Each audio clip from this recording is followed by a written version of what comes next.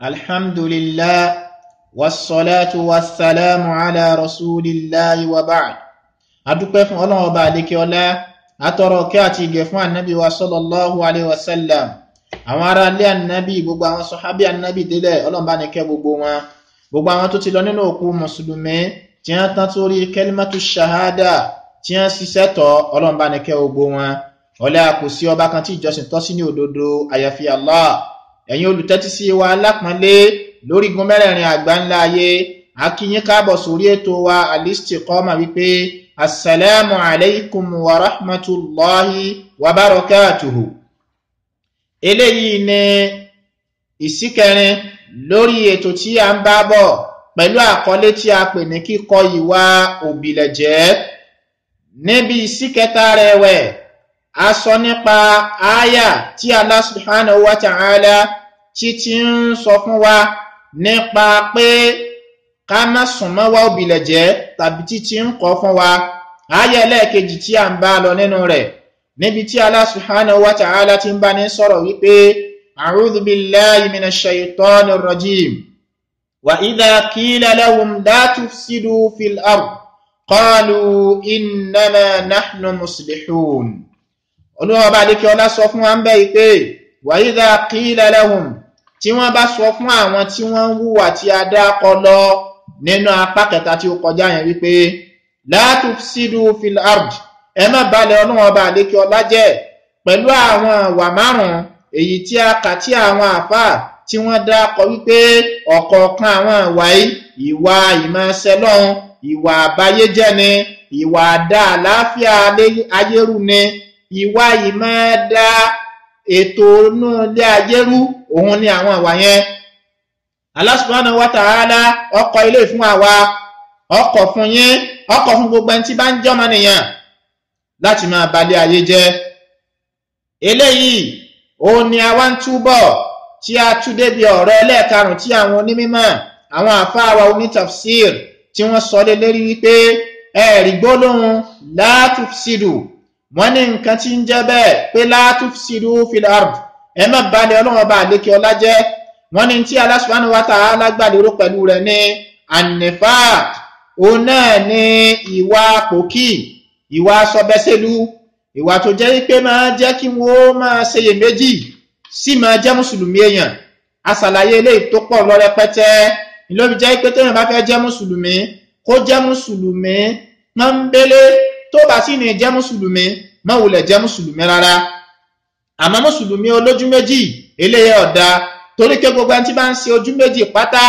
ọba àlékè ọlá ṣe àdéhùn yà tó lágbára jù, kódà ìyà tí wọ́n ó tún ju ìwà kèfèrí lọ. Allah subhanahu wa ta'ala ń sọ fún wa ní ọ̀kan nínú ọgbà ọ̀rọ̀ wípé a'udhu billahi minash shaytanir rajim innal munafiqina fi darkil asfali minan nar. Allahu akbar. Ọlọ́run ní ẹ̀rí àwọn olójú méjì èèyàn, àwọn tí wọ́n máa ṣe sọ̀bẹ́sẹ̀lú fi darkil asfal, àwọn ni wọ́n wà ní ọ̀gbun jẹ̀gbọ́n náà tó bá dọjọ́ gbìn dàlùkìyámà. Lẹ́yìn tọ́nà ò ṣe irú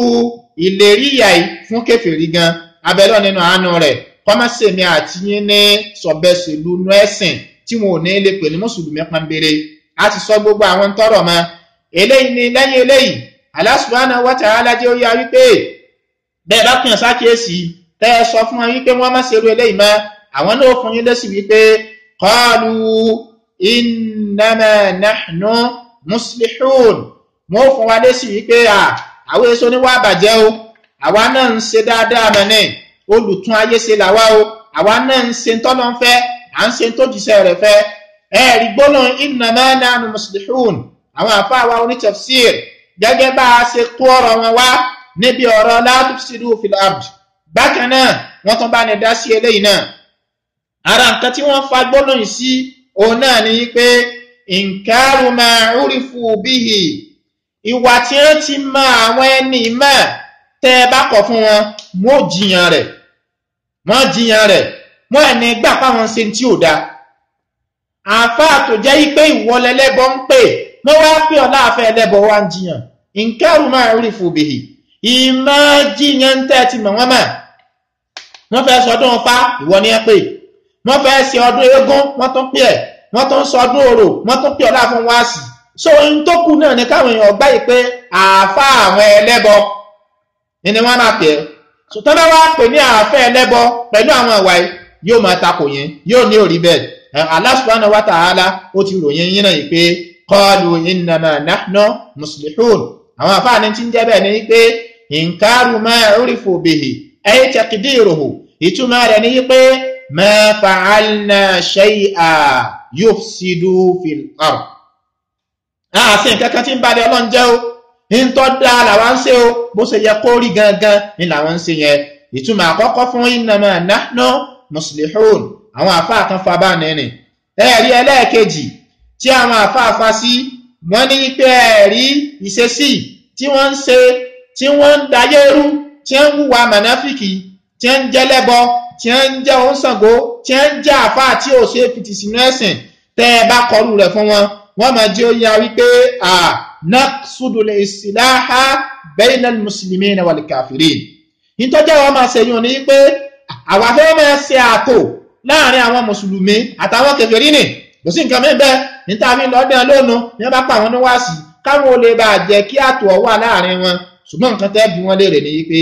ǹjẹ́ ẹ̀sìn Islam òfin ṣẹ̀ríà Islam ìtànàbí mọ́ wa sọ́sọ́ fún yín pé kẹ́ẹ̀sà wá kẹ́ẹ̀ṣe dọ́gba ẹ̀sà tó dọ́gba láàrin mùsùlùmí àti kèfèrí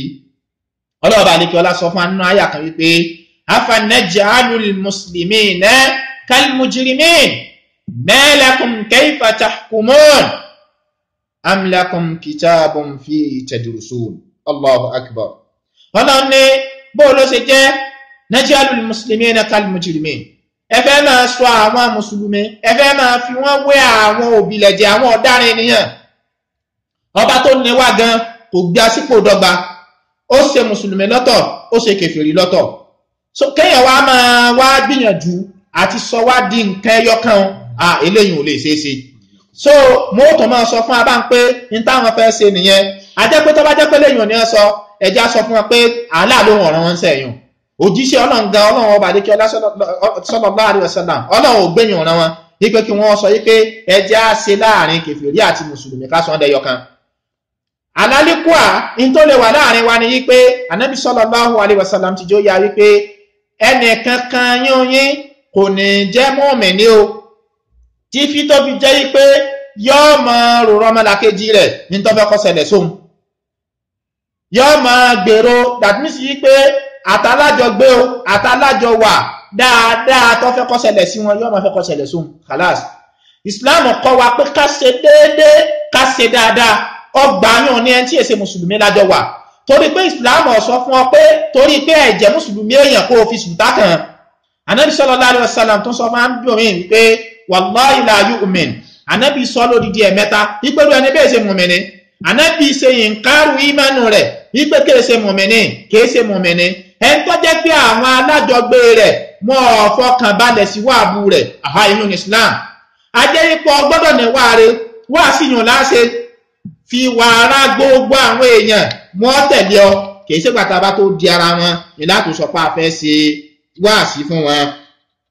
ẹ̀rí túmọ̀ kẹta ó ní pé mọ́jì ọmọ yá wípé ń tá fi ń ṣe lé ní pé a fẹ́ ṣe musafatul kuffar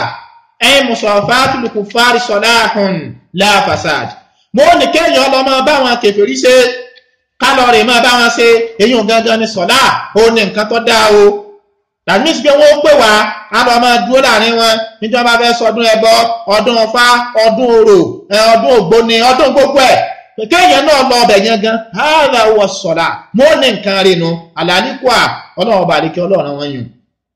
Ànábì sallallahu alaihi wasallam fọ̀rán wá yùn èyí sì máa yá ọ̀ṣọ́ ju ọ̀ṣọ́ lọ ní tí Ànábì sallallahu alaihi wasallam tí a ń dúó lé lérí ní lágbọ́dọ̀ dúró lé lérí ìtumọ̀ ẹlẹ́ẹ̀kẹrin ẹ̀wẹ̀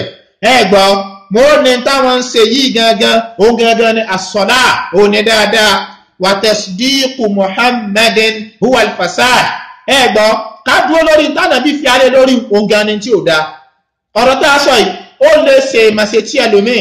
ṣùgbọ́n náà àwọn àfọ́ òbílẹ̀ jẹ́ yìí ààrẹ tó ti sọ́nà tí ó máa ní ọlọ́ngán tàn yẹn jẹ́ o ànábì tàn yẹn jẹ́ o inshallah a máa bá ogbe ilé ìbọ̀ tọba ya hadha wa takdhibu rasul ìmá pé òjíṣẹ́ nírọ́ ò nìyẹn ìtumọ̀ tó kún lẹ̀ tọ́jẹ́lẹ̀ karùn-ún àwọn ẹni iṣẹ́ àwọn àkóóní mímọ̀ ní wípé dọ́nà wọ́n máa lérò anna musafati al-kuffari aw anna musafata al-kuffari salahun salahun fi dunya ìmọ̀ báwọn kèfèrí kẹgbẹ́ ìmọ̀ bá ṣe èyí ò gangan ní tọ́ da níbi ọ̀rọ̀ ayé làwọn jọ ń ṣe o láàfi dì kìí ṣe pọ́rọ̀ tẹ̀sìn o ọ̀rọ̀ tayé ni o torí pé wọ́n gbà yìí pé kí èèyàn ọjọ́ máa dàpọ̀ ńbẹ̀ yẹn níbi ọ̀rọ̀ ayé nǹkan kan náà ni ṣùgbọ́n Ànábì sallallahu alaihi wasallam tí ó yá wípé innamal mar'u ma'a man ahabba aw al mar'u ma'a man ahabba ọmọ èèyàn wọ́n gbé dìde tó bá dé gbọ́dọ̀ àlìkíyàmá pẹ̀lú ẹni tó nífẹ̀ẹ́ sí jùlọ kí lè fẹ́ sọ mìíràn ó ní pé ọ̀rọ̀ Islam téèyàn bá fẹ́ ṣe gẹ́gẹ́ bí Ọlọ́run ṣe sọ pé kí ànábì òun wá fún wa kò jù báyẹn lọ so òun náà ni pé tá a bá sọ fún wọn gbogbo tí àwọn àfáà tú ọ̀rọ̀ tí ọmọ jáde sí ẹlẹ́nu látẹnu wọn sí wa tí wọ́n tú sí òun nìyẹn báwọn náà bá lọ rèé wò lónìí bẹ́ẹ̀ bá lẹ́ kọ̀ wá bàjẹ́ fún wọn wọn ní gbọ́ wọn ní gbà eléyìí jẹ́ ohun tí ó jẹ́ pé fúnra náà lọ́kọ̀ fún wa pé wa idha qila lahum la tufsidu fil ardi qalu innama nahnu muslihun wassalamu alaykum wa rahmatullahi wa barakatuh.